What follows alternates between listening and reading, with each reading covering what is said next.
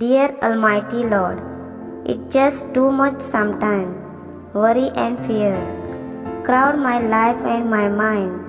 So many struggles at once. What can I do, God? Can you help me? The battle is in my mind. The enemy comes and whispers in my ears a lie that all is lost. Give me the strength, O Lord, to reject the enemy. Let me look to Christ instead. Open the cross for me. Glorify at your right hand, sending me the power of His Holy Spirit.